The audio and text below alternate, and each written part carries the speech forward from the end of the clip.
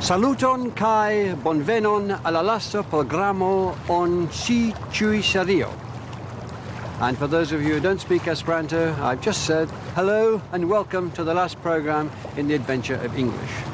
It's often argued that the modern world needs a common language with which to communicate. That's why Esperanto was invented in the late 19th century, with a dream of providing an artificial second language for all the people of the world.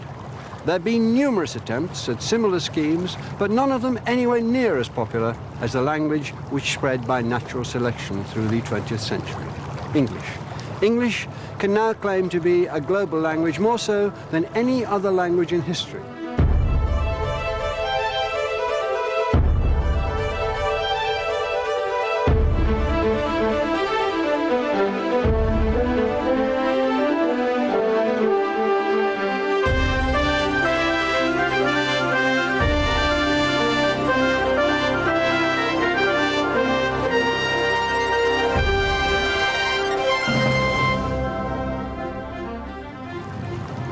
I'm in Chicago, the Windy City.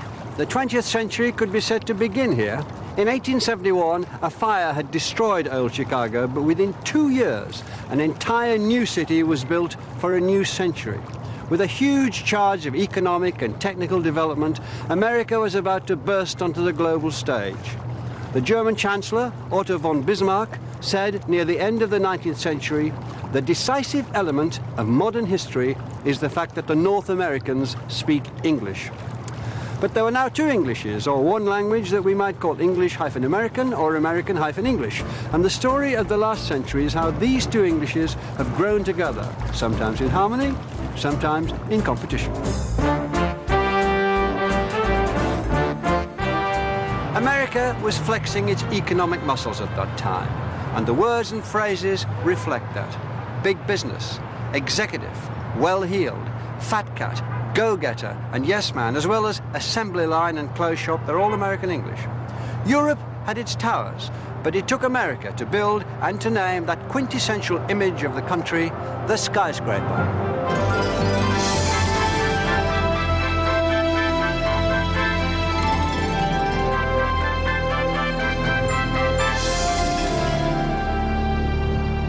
The first skyscraper ever was built here in Chicago in 1885. It's been knocked down, but this one was built soon afterwards. It's now the oldest one still standing in Chicago. Now, it's a hotel. Hotel, in the modern sense, is an American word. In French, it just meant a large private house. And it was in America that they first called this reception area a lobby, with its desk clerk, dressed in black, of course, at the front desk, its bellhop, and its concierge, another European word given its modern meaning in America. To get to your penthouse, if you should be so lucky, you would, of course, need an elevator. English already had the rather less technical word lift, but as Oscar Wilde inevitably said, we have really everything in common with America nowadays, except, of course, language.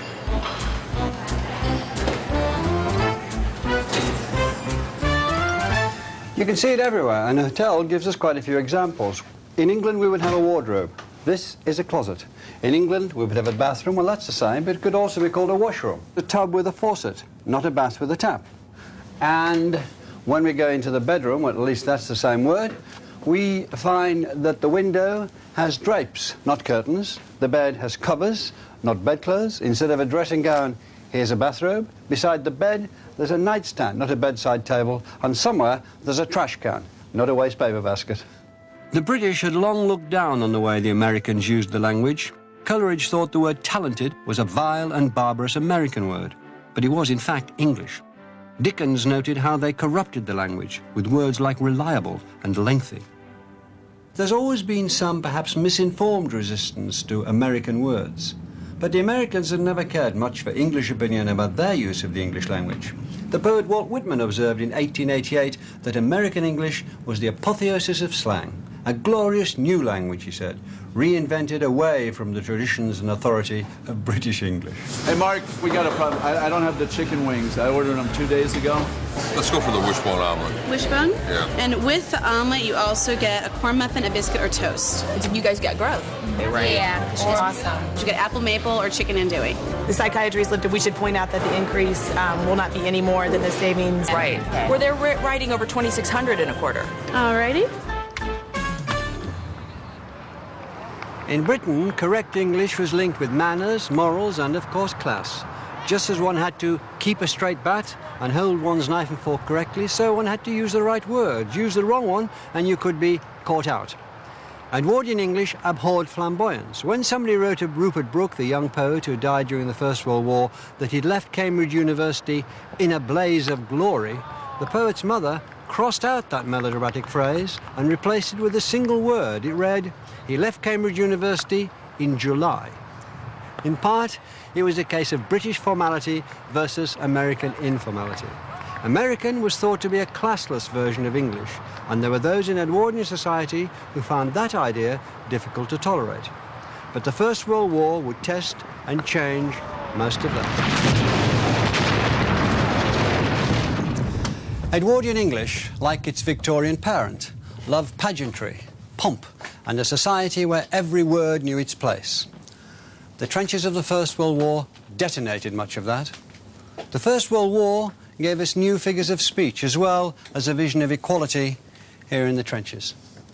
Before the war, if you were in trouble or under pressure, you might have said you'd been thrown like a horse rider into a wasteland or a swamp, perhaps under a shower of criticism, words drawn from peaceful country life. After 1918, you'd probably say you were being bombarded, under a barrage, shell-shocked, or in no man's land. The First World War gave British English firepower and frontline, gas mask and camouflage, bonk for to shell with artillery, and dud for defective round. The balloon goes up was the signal for the artillery to open fire at 0 hour. Over the top comes from the terrifying moment of climbing out of the trench. The biblical phrase, at the 11th hour, gained a new meaning from the time the final ceasefire was declared on Armistice Day. All terms from the very end of World War I. When the armistice finally came, more than the First World War was over. It underlined what was already a trend, the shift of power in many areas, including language, to America. While Europe had been burning, the USA had experienced massive industrial expansion. The factories of the northern states needed new workers, and the poor of the South, many of the descendants of former slaves, saw the opportunity they offered and moved in.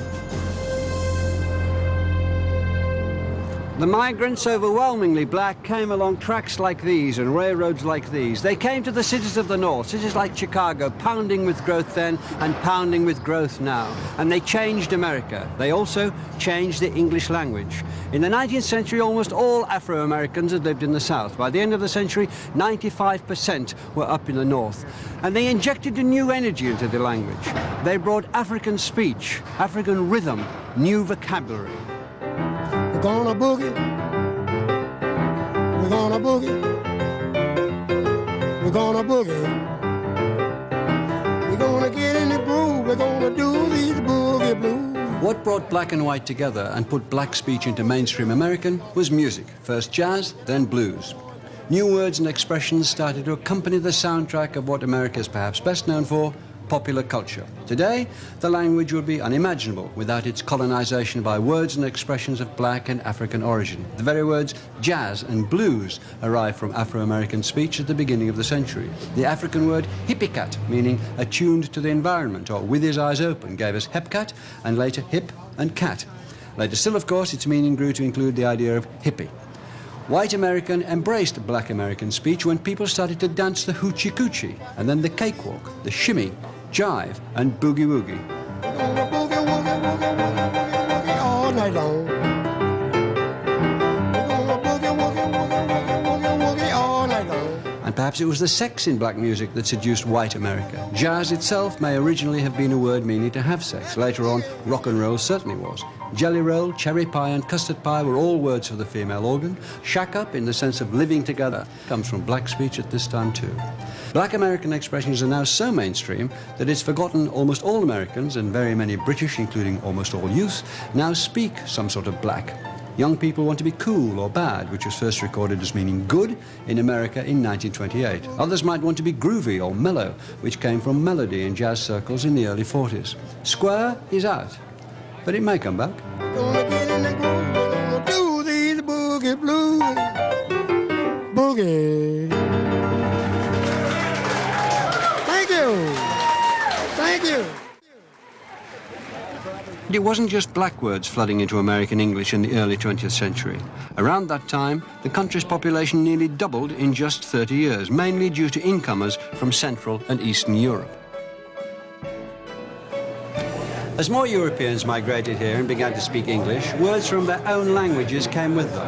And American English, like English before it, was ready and able to soak them all up. And what was once foreign now sounds apple pie American English. If this coffee had been really hot, someone might have said ouch, from the German word ouch, A-U-T-S-C-H. As well as hamburger and frankfurter, the Germans gave us words like wanderlust, seminar, dumb for stupid, and even the game of poker from the German potzen. Bum, meaning tramp, comes from bummler, a good-for-nothing, hold on from halt an, and so long from the German so lange. So lange itself may have originally come from the Yiddish shalom. Bagels, lox, pastrami, and borscht became part of our nosh, another Yiddish word. Soon, German and Yiddish speech patterns flooded the language, and by the end of the century, we would all quite naturally be using turns of phrase such as, am I hungry? I'm telling you. Now he tells me, could I use a drink? I should worry. And there was plenty to worry about in the 1920s. The prohibition of alcohol encouraged gangsters, and in a garage on this unremarkable site, 7 men were mown down by Al Capone's mob in the notorious St. Valentine's Day massacre. It was a time of racketeers and hatchet men, of goons and finks. If you took the rap for a heist, you might find yourself in the can or even in the hot seat, especially for a hijack with a submachine gun. A woman was a chick, a bimbo, a broad, or a babe, and a telephone was a blower. We learned not to spill the beans, or we'd be taken for a ride, and to avoid gimmicks and pranksters, junkies, pushers, and the fuzz. And when we drank hooch, we had to watch out for a Mickey Finn. Gangsters are forever linked with the movies, never more so than here. John Dillinger, the FBI's public enemy #1, was gunned down as he left the Biograph movie theatre in 1934. He was fingered or betrayed by his companion, the notorious Lady in Red. She's still here.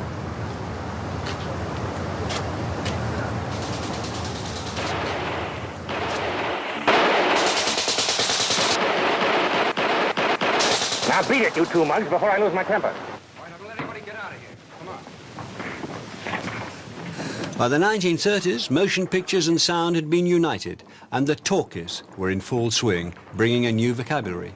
Going to the movies, at a movie theatre or Nickelodeon, was a national pastime. You could see the stars in close-up, in a weepy or a tearjerker, laugh at some slapstick or be gripped by a spine chiller or a cliffhanger.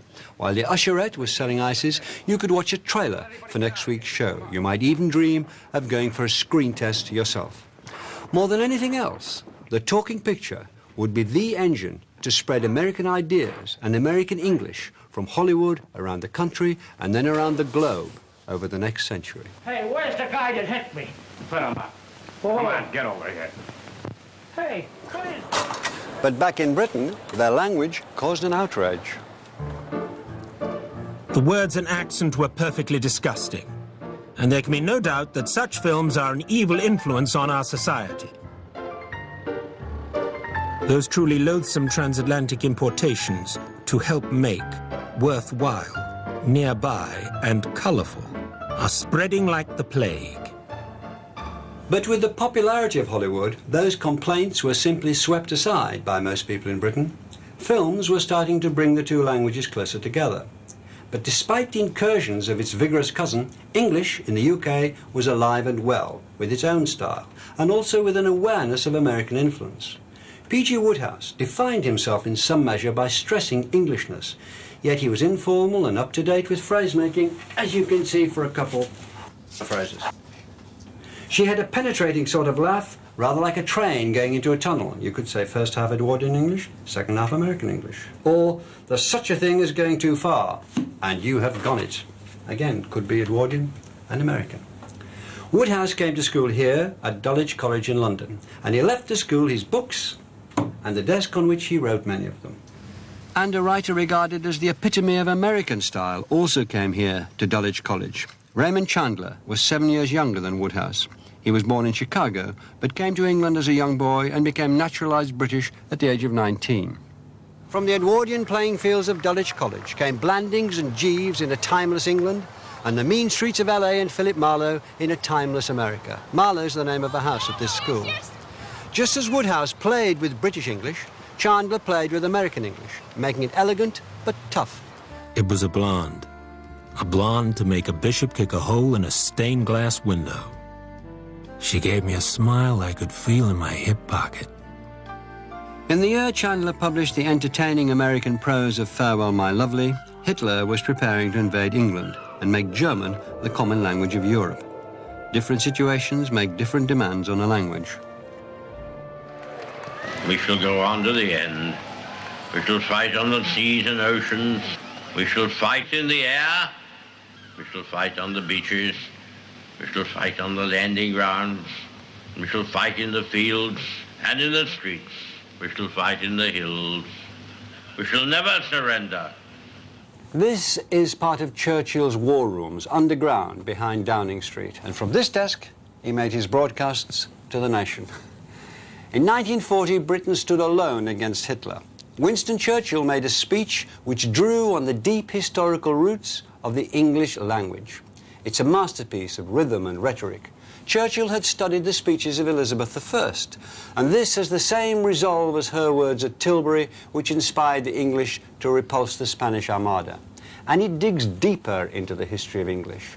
All but a handful of words here can be traced back to Old English. The key vocabulary: we shall go on to the end, fight, strength, island, landing, ground, field, street, hills, and never, had all been part of English for more than 1,000 years. Churchill was rallying some of the country's oldest words to the fight. Not to the battle, that was a French word. And surrender, too, is a French word. The hostile Nazi invasion never came. But in 1942, a friendly American one did. That the Yanks are coming, the Yanks are coming. Nothing could reverse the effects of such sustained exposure to American English. The GIs introduced words like beef burger, crew cut and disc jockey, gizmo, gobbledygook, pin-up and GI bride. And we won't come back till it's over there. But the traffic was not all one way. The Americans published this book, A Short Guide to Great Britain, the War and Navy Department, Washington, D.C., for all their troops in this country. It's very friendly and, I think, acute about the British. The British are reserved, it says, but not unfriendly. Then it describes it. Don't show off, it says. The British dislike showing off. Don't say you've got too much money. You've got much more than the British, and don't show off about it. They learned how to eat. They learned that French fries were chips, and a smoked herring was a kipper. They learnt that bowling alleys and 10 pins were skittle alleys with 9 pins, that a 5 and 10 store should be called a bazaar, and that instead of OK, they should say right-ho. And they were told, the British are tough. Don't be misled by the British tendency to be soft-spoken and polite. The English language didn't spread across oceans, mountains, jungles and swamps of the world because these people were panty-waists. Panty-waist. That's American English for what the British would have called a sissy. By 1944, on the eve of D-Day, 1.5 million United States soldiers were billeted around Britain. The Americans eventually returned home. But the language they brought with them has stayed ever since, and English was massively enriched.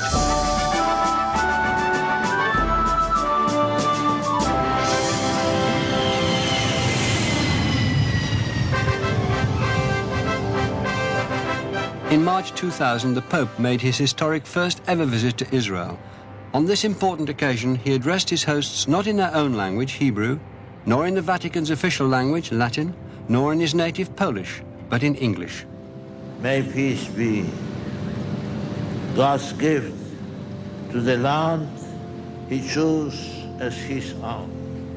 English has become the primary language of global communication, the most understood language in the world. So why has English become so important on the world stage? 19th century linguists felt that there was something special and unique about the language itself. In 1851, Jacob Grimm of the Brothers Grimm told the Royal Academy of Berlin that English was the strongest language because it had dropped all its complicated word endings. He wrote, "Of all modern languages, not one has acquired such great strength and vigor as the English, for none of the living languages can be compared with it as to richness, rationality, and close construction." You'd be hard-pressed to find any linguist today who'd follow that line, or even a less triumphalist argument put forward by another foreign scholar, the Dane Otto Jespersen, in 1905.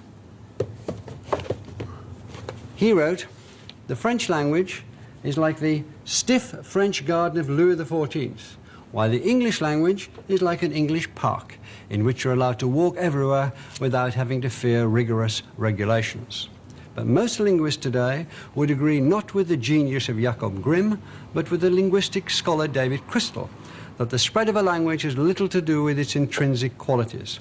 Social, political, and economic factors are now seen as the forces behind the spread of languages. There's a saying among linguists that a language is a dialect with an army and a navy. So a language that spreads just has more clout behind it. At the end of the Second World War, British and American troops were stationed as administrators in Europe and the Far East. In Japan, learning English became compulsory. In Germany, knowing English gave people an edge in dealing with officials and regulations after the Reich. And a world impoverished by the war turned its eyes enviously to the American dream. Now, the dream cars of tomorrow. Expressing not only the American love of beauty, but also the basic freedom of the American people. And the language of that dream was English, a language that came to represent the delights of consumption and consumerism, of material advance and its promise of happiness. But perhaps the most desirable consumer product at the end of the 20th century was first developed in England, in Manchester. It made the English language adapt and expand to a whole new vocabulary. In 1948, this was the state of the art of what the boffins were calling the electronic brain, the computing machine, or the electronic numerical integrator and computer. The baby, as this rather large piece of hardware was christened, was the first to store a digital program in its 2048-bit memory. In the years since baby received its first input of data, the computer and its vocabulary have embraced the microcircuit, the database, the chip, and the mouse, the floppy disk, and the hard disk. We've progressed from the mainframe to the desktop, the laptop to the handheld, and now even a cell phone like this can download information from the internet, and with an estimated 85% of the world's web pages being written in English, this newest technology has become one of the great conduits taking the English language around the world. With the dollar leading the world economy in the latter part of the 20th century, English became the most significant trading language. Global trade in English is reckoned to be worth over $4,000 billion. That's 3 or 4 times as much as the next richest languages, Japanese and German. Though Chinese has more native speakers than English, trade conducted in Chinese is just 1/10 of the value of trade in English. Hello. Many design. Good pay now. Can choose what color do you like. I have a tie-dye and with pattern or plain color. Hello, you buy? There's an international rule that the seller speaks the buyer's language. If I want your money, it pays me to learn to talk to you in your language. It's the same on a larger scale, whether selling postcards to sightseers or raw materials to industrialists. English opens the purse strings. Here in India, some 40 million people speak English fluently, as if it were a first language, though mostly it's a second or third language. But it's reckoned that 1/3 of the population here have some sort of familiarity with the language, and that's over 300 million people. And that pattern is repeated around the globe. Wherever there's a population of English speakers, you'll find a much larger number of people who come into contact with it and have some knowledge of it, or at least learning it. Now is their time to relax and enjoy the program. In the second half of the 20th century, the number of people speaking English as their first language has doubled to nearly 400 million. though it's still not as many as the 900 million who speak Mandarin Chinese. English is national language, international language, so I study English. I can use English language to speak with other people. I want to earn much money. What I want to do today. However, there are another 500 million people around the world who are bilingual in English, or at least speak it fluently. It's here that the big expansion has taken place. The number has quadrupled in 50 years. But because of its usefulness as a second language, some 1,000 million other people are learning English in schools and colleges. Added together, that's about 2,000 million people, or a third of the world's population, who have some knowledge of English. It's an unprecedented expansion. English is now used as an official or semi-official language in over 60 countries around the world and plays a significant role in 20 more. English is now well established on all 6 continents, and it doesn't stop there, because in all sorts of ways, when nation needs to speak unto nation, they do it in English.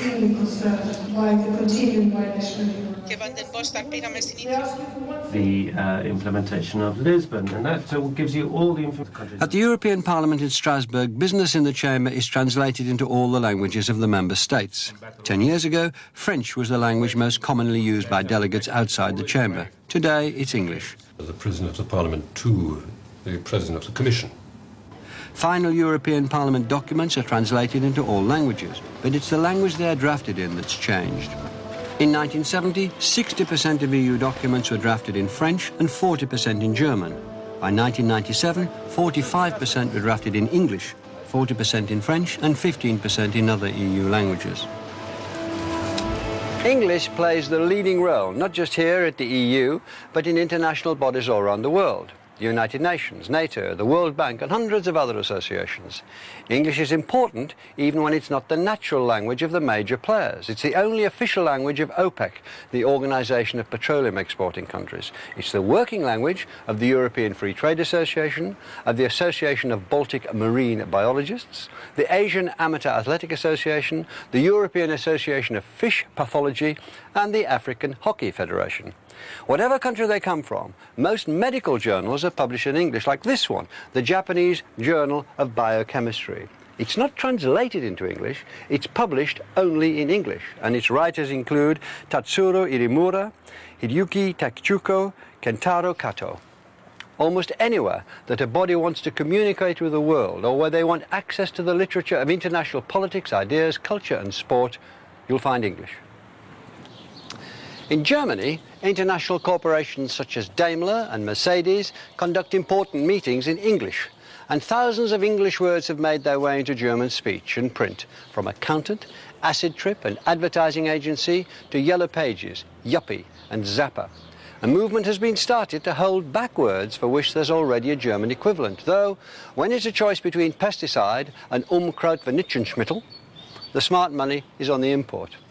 But this opposition is nothing compared to France, where the tide of franglais was seen as a national threat. Just as we took in thousands of French words in the Middle Ages, French speakers and writers today are taking on thousands of English and American expressions. Un meeting. Un loser. Le surf. Une garden party. Le basketball. Mobile. Le downloader. Le football. Le score. Un soft drink. Cheeseburger. Un cocktail. Un jumbo jet. Un scotch. Un sandwich. Milkshake. Le parking. Le poney club. So many English words made their way to France that it became clear that something had to be done. And in 1994, the French government passed a law prohibiting the use of English words where good French equivalents existed on pain of a hefty fine. The British Parliament threatened retaliatory action if la loi tout bon, as it was called, was not watered down. But the most recent edition of the Académie Française dictionary did admit about 6,000 new words to the French language, including for the first time a number of franglais words and expressions, but most of them are from the 1950s, such as le cover girl, le bestseller, and le blue jeans. Most of those in everyday use, from le weekend to le zoom, were excluded. It's not just the old English-French rivalry. Norway and Brazil have recently adopted similar measures to keep English out. It's the colourful words that people want to borrow from English, but the language used as a tool for international documents is a different matter. This is a sample. It's an English that bears only a passing resemblance to the language you and I speak. According to Article 7 of Directive 96/92/EC, Member States must designate a system operator to be responsible for operating, ensuring the maintenance of, and if necessary, developing the transmission system in a given area and its interconnection with other systems, etc. Mind you, there are places in England where they write like this. We've all been globalised. It's very important, and it's very dull. It's this official sort of language that's being promoted around the world by government bodies, multinational corporations and international associations. It's stripped out turns of speech and colourful idioms, deliberately so, because this is language designed to be easily understood internationally, and local terms could be confusing. This sort of globalisation, I think, could become a cemetery for English. Is anyone ever going to write a poem in this sort of language, or use it when they fall in love, or when they have a real row, or express any of the personal feelings they have? But thankfully, as English spreads around the globe, alongside its official use, it has developed rich vernacular varieties. Nobody told me this, man. You might not take the whole... If you want, take the whole shark out and eat the whole thing. English has been spoken in Singapore since the early 19th century. But after independence from Britain in 1958, Singapore went a step further, and English was made the official language of business and government. Besides its ability to unite an ethnically diverse population of Chinese, Malays and Indians, the economic potential of English was paramount. At school, children learn their own first language, but they must all learn English. An elite minority language has become the property of the whole population. Hey, what time is your friend coming? Should be quite soon. I told him about 4:30, so... What's his name? Ludwig. Okay, Ludwig. But the day-to-day English that the people of Singapore actually speak is a far cry from the official English that the government wants them to learn.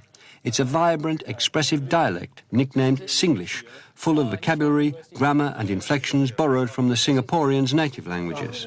Hey, you want to get a drink first? Yeah, these people got tau here. All right, where do you work? What do you do? Investment. Give advice on investment. Money. Better than my father. Business closing already, you know. The economy is so bad. What does your father do? Huh? Engineering company in Singapore. Regional.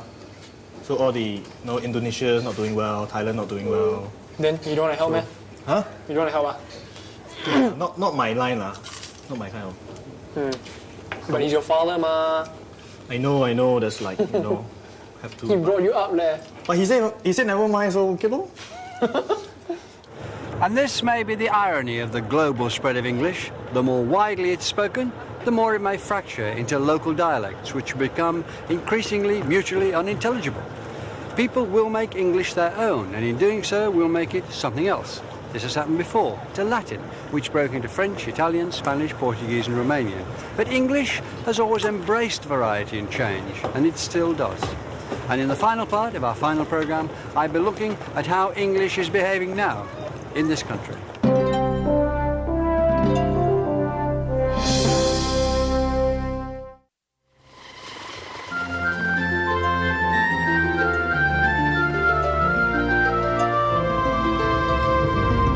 In this series, we've looked at how English began as an obscure tribal dialect 1,500 years ago and became a language for the world, spoken more widely and with more variety than any other language in history.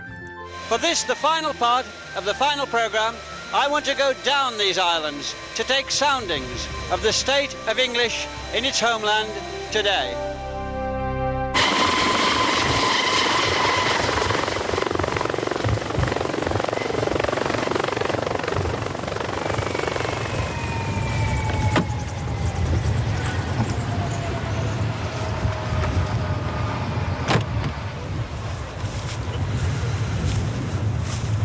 When English came here in the 5th century, it began to push the Celtic languages to the fringes, to the margins, to Wales, of course, to Cornwall, and here to the Outer Hebrides. And in all those places, it's hung on. I'm on Ness, at the northern tip of the Outer Hebrides, and the language around here, spoken by almost everyone, is Scots Gaelic. It's one of UNESCO's endangered languages, but so far, it's hung on almost miraculously. But now, after 1,500 years, it's facing its biggest battle ever against the still relentless advance of English. Sjarnig skinjer i tøvenas kun chori lavoteren ko. Skurim der glasse fjars kun jiach I fjarer fjegevorn. Skoim bracht an ereblian. Did you have English and Gaelic when you went to school in Barbas Primary School? I can't remember, but I don't think I had one word of English. This traditional Hebridean village was abandoned 30 years ago.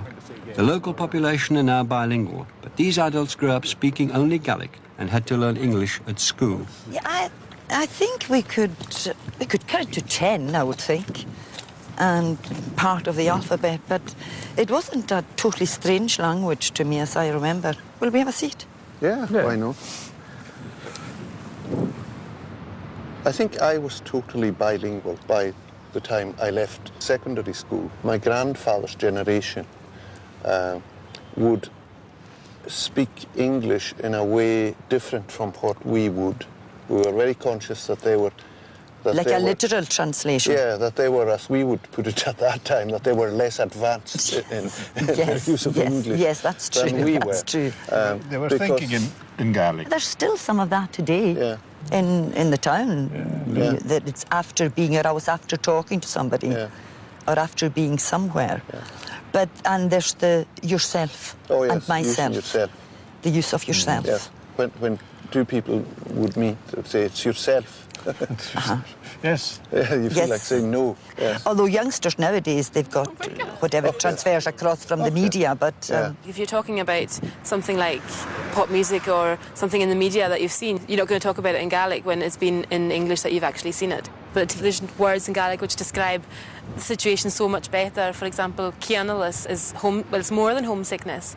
It's used to describe homesickness, but it takes in sort of nostalgia and sort of a lot of feeling more so than homesickness. And the same applies to old man. We would use the word bodoch, the old bodoch down the road, or the old bodoch next door. I would speak Gaelic to my grandmother and my mother, but to my friends I speak English. Gaelic seems to have an image problem amongst the young people. I mean, we used to speak Gaelic all the time when we were in primary school, but if you have one person who comes into your class who speaks English, everybody has to change or that person's isolated. So ever since then, I mean, we've been speaking English to everybody. We're just so used to it now, it's a habit. The English spoken here still has the tang of the Gaelic, but its edge is getting duller. It's sounding more and more gradually like the language of the mainland. But how stable is that?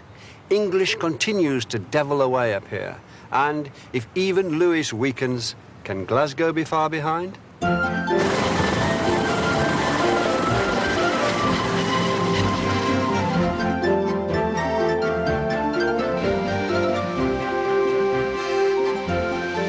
Glasgow has some of the most distinctive voices in Britain. Companies locate call centres here because they think that the softer version of the Glaswegian accent is one of the most trustworthy and friendly in the country. I'll send an email out to Resort and request that both reference numbers have rooms which are next to each other. Yeah, I'll do that. That's absolutely fine. So that would be 4:30. 4:30 in the morning. The brochure will probably take between 7 to 10 days before it comes out. Okay, so you can confirm today for £125. And which is your nearest airport to go from? Kelvin Dock. But at its broadest, Glaswegian dialect is furthest away from standard English. It can be virtually incomprehensible to outsiders. The Grand Bar, chock-a-block. Aye, well, the Grand Bar, Bo John was in the Grand Bar as well. Bigger than a bar, size it, bigger than this pub. How many years up there? I served my time in Barley Curry. You were in Ballycoles. No, George Ross. Well, probably. You know, he was a ton that. Was it? Many dialects have eroded to the extent that they're just accents, but other dialects have retained their distinctive nature. Glaswegian is a dialect which is made up of actually two different forms of English. Scottish English, which was taken over in the 18th century, which is essentially standard English spoken with a Scottish accent. And then Scots, which has its own distinctive historical development. For example, Old English air is head in standard English, so it's been retained, but in Scotland is e, so it's heed. Right. Glasgow University sends researchers into the streets to monitor changes in speech. Right, so one at a time, just tell me what it says on that card. Heat. Head. Heat. Heat. House. House. House. House. House. Myth. Myth. Myth. Myth. Old English oo is still in Scots today, so they say mooth. What about the accent? Does that also change over time? We have, for example, for th. Now, in Cockney, it's very normal to say, I think, but up here it isn't. However, it is now. Think. Think. Think. Think. Think. Butter. Butter. Butter. Butter. Butter. Inevitably, there has been speculation that it's the media, that it's watching soaps, it's watching TV, and particularly Southern English forms of TV that are causing these changes. But there's a problem here. There's no real research to actually establish this empirically. Have you any examples of very recent new Glaswegian words? The one that we've been quite excited about is nip. It's a verb, and an example of nip would be I nipped her. I saw her nipping him. Can you think of any words that you use in Glasgow that nobody else uses? Nip. Nip. Yeah? And what does nipping mean? In the back. We don't exactly know what nip means. It seems to mean something like kiss or snog, probably get off with. There's a lot of talk about this particular time, the last 25, the last 50 years, being the period when regional accents retreated and began to die. What evidence do we have for that here? An accent is actually a combination of features. And so you can change certain features in the same way in Glasgow and in Reading. But because the original combination of features that you started off with in Reading and Glasgow were different, although you have the same changes for some of the features, the rest of the features are quite different. So the resulting mix will remain distinctive. So my feeling from looking at Glaswegian at the moment is that actually Glaswegian will retain its distinctiveness. As we've looked back at the adventure of English, we've steamed through centuries, and so we've been able to see sweeping changes in the vocabulary and the way it was used. But many changes in language have happened over a long period, and in small steps, word by word and sound by sound. So when we look at the way language is changing now, all round us, it's not so easy to see the bigger picture or where the changes are leading, which currents or influences will mark out the future. One of the greatest causes of change in English has been its encounter with other cultures and other tongues, and these encounters are still happening today. My next stop is Bradford to see this in action.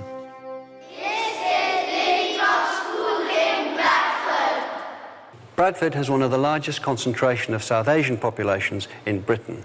There are about 1.7 million who have come to this country from South Asia, from India, Pakistan, Bangladesh, making it the biggest ethnic minority. Many of those who came in the first instance didn't speak English, but as their children were born here and went through the British school system, they did speak English. They do speak English, at school at least. Here, they speak Yorkshire English. Welcome to the tale of a delicious adventure in a wonderful land. Kate! Not that. The name mutters much either way. She barely comes into the story. But if wishes were fishes, I'd bet we'd all throw them back.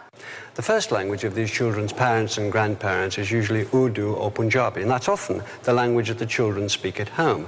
And these languages have greatly complicated and enriched the Yorkshire English they speak at school and on the streets. I speak half English and half Punjabi when I'm talking to my mates. If I know I can't say this word in English, I will say in my own language. Kasme means I swear, like, I swear I won't do that again. I found with my white friends and, you know, like accidentally I will say, Kasme, I really did this. And they say, what is Kasme? Then I'll say, it means I swear, you know, I'm being honest. When they use the word Kasme, it's quite funny the way they say it. They'll go, Kasme, that happened. You know, they'll use the language as well, very differently as well. They walk up to you and say, say what's happening, and then they pick you up, or what's happening, but they don't know they're saying the same thing. Or means what's happening, then they say, or what's happening in the same sentence. The only, Punjabi word we use when we're texting is or. The rest is all short English that you probably use when you're on the internet sending a message.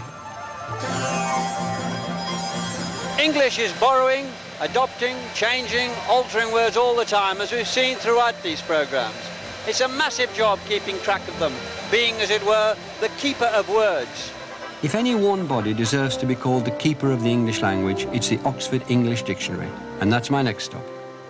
We've been travelling down the country from the Hebrides south, just taking soundings as to what the language is like these days, and I wondered how these figured in your dictionary. From the Outer Hebrides, there's bodach, like an old man. An old man, yeah, and I believe that word actually still is in the Oxford English Dictionary, in the sense of an old, in a slightly earlier sense, a spectre, a spectral presence. In Glasgow, there's the word nip being used as to get off with. It's not in the dictionary yet in that last sense, no. We haven't got enough evidence for it. We're looking for fairly extensive evidence from Glasgow or elsewhere.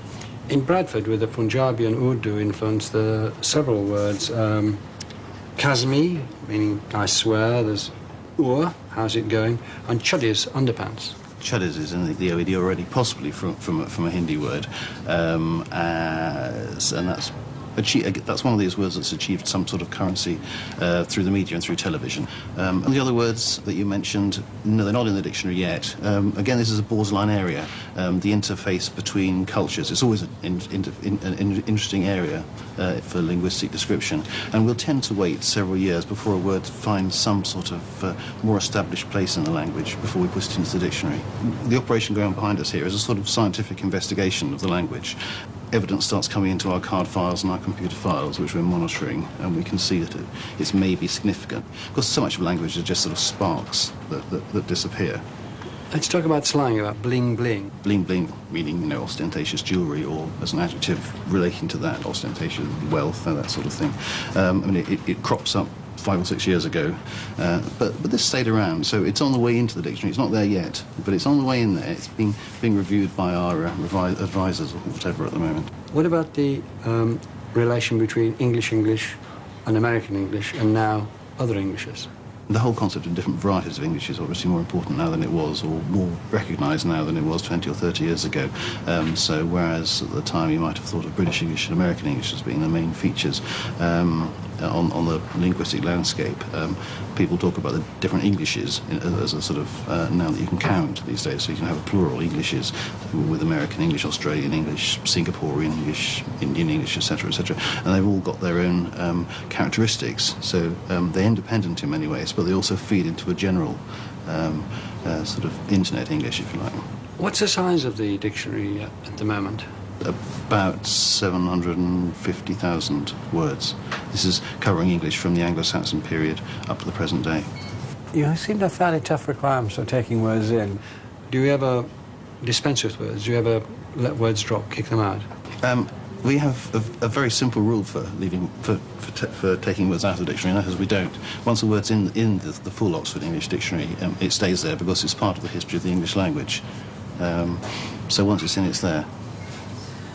Have you got any favourite ones you wanted to take out?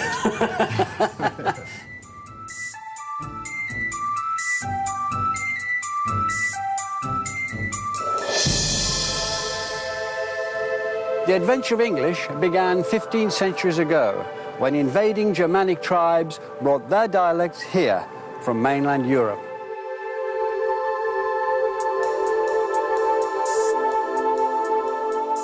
English survived against the odds, facing near extinction from other invaders and other languages before becoming our national tongue. Over the last 5 centuries, as we've seen, settlement and subjugation, industry and imperialism, armies and art have combined to make it a language not for this country alone, but for the world. But the adventure has already gone even further. A quarter of a century ago, NASA launched its 2 Voyager probes into deep space.